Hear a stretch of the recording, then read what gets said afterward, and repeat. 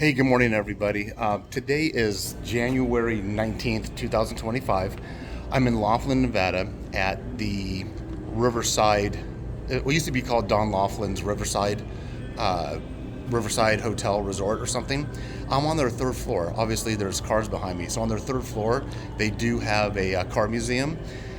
On the bottom floor in the valet, they also have another part of their car museum that's free for everybody all the time, and there's about 12 cars in there, but this is the more exclusive one. There's something in here I'm going to show to you specifically is why I'm doing this video. I did a brief 2.5, 3 minute short of what I'm going to show you later on, but I wanted to do a regular video and throw some more dialogue on there. So once again, just mention a little bit about Don Laughlin for you guys. So Don Laughlin actually started this area, which is now named after him. He just passed away on October 22nd, 2023 at the age 92.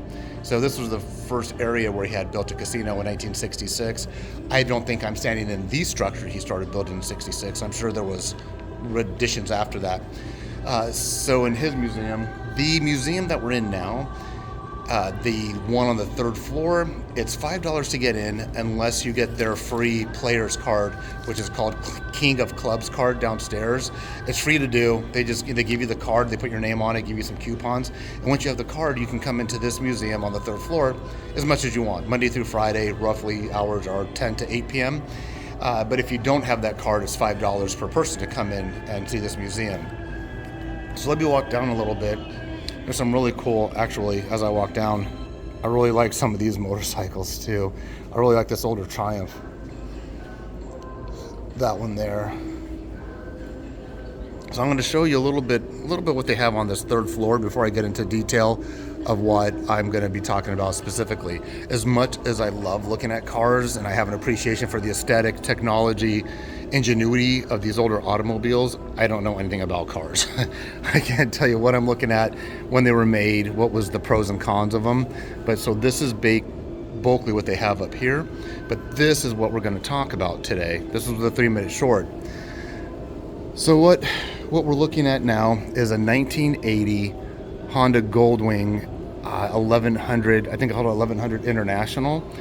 And I never knew of this rider at all. And a lot of you know, as I'm wearing my Honda Transalpat. It's adventure motorcycle riding. Now he does have, it looks like those are brand new tires just for the display. But this guy, he was from Argentina, and his name is Emilio Scotto. And this is his 1980 Honda Goldwing 1100 Interstate. He called it the Black Princess. Now he is right up here with his wife. And it was a little over 10 years that he did this ride around the world, and his now wife joined him at the end of it for the last 4 years. They're traveling together.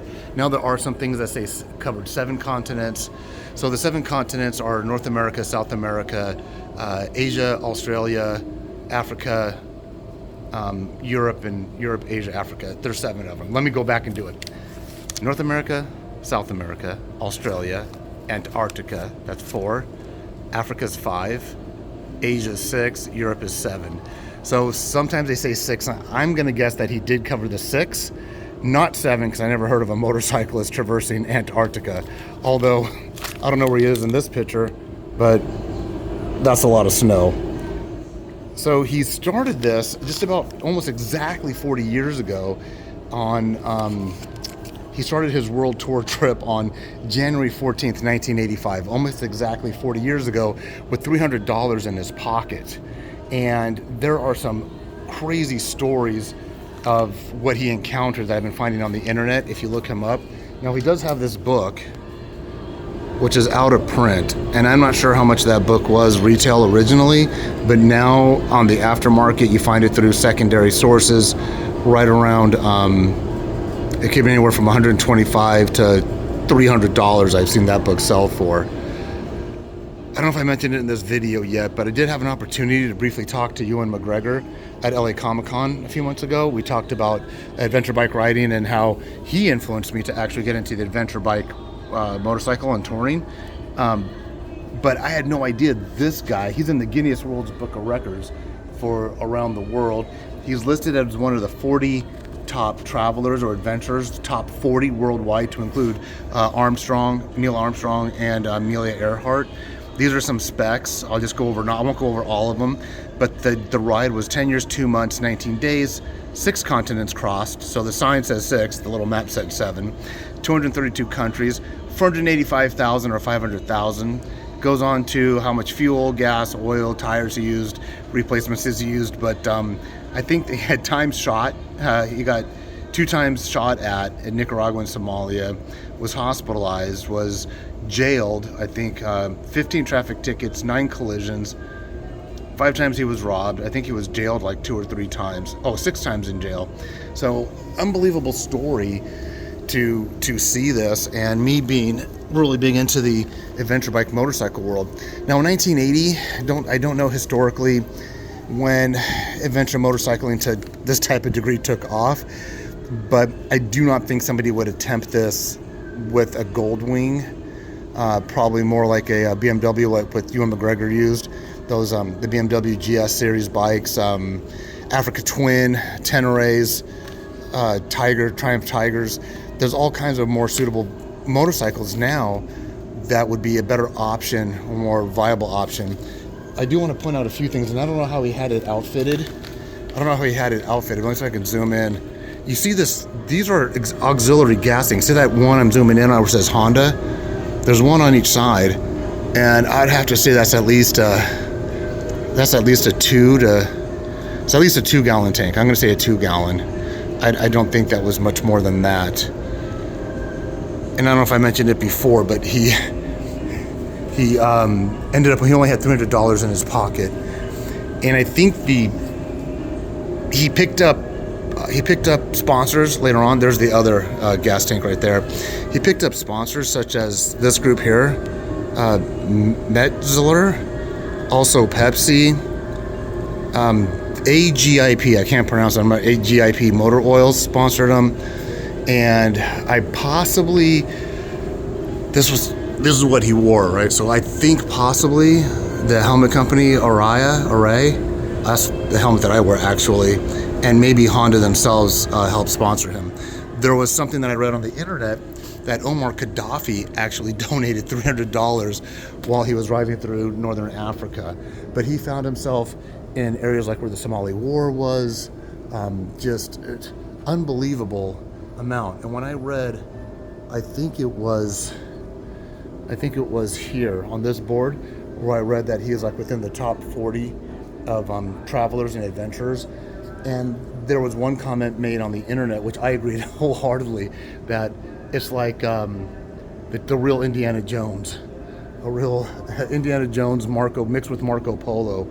So that's about all I really wanted to say. If you get a chance to come here, man, if you're an adventure bike rider, I really never even heard of this guy. I'm seriously thinking about getting that book.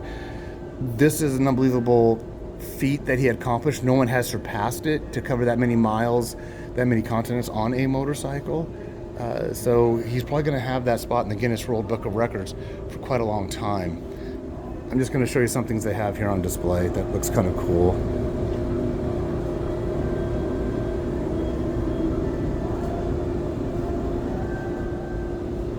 I mean, these are all, I think he took like over 90,000 pictures.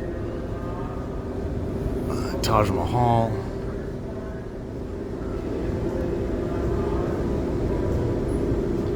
There was a caricature, I think that's it. Oh, that's the actual photo. I thought it was like a painting. He looked at it there, it looks like he's in Cairo there.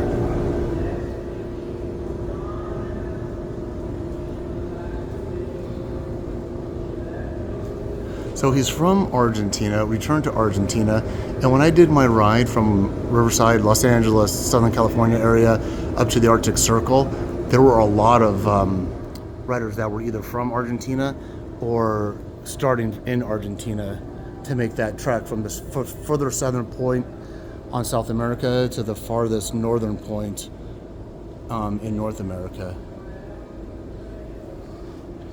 He said this also, was a testament to the Honda machine.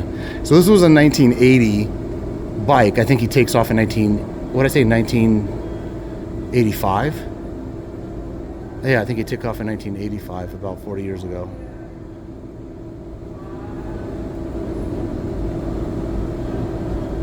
I think this is quite unbelievable. Never heard of him. Never heard of him. So he's living now, and there's. I guess you can get in contact with him. He has a website. He has an email. I don't know how active he is. I have no idea why and how this motorcycle got here.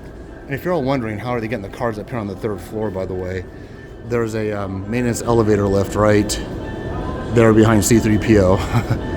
Yeah, where that's actually a roll-up door, and it roll the cars in, and it goes down to the the underground parking. Actually, man, he had himself in some serious.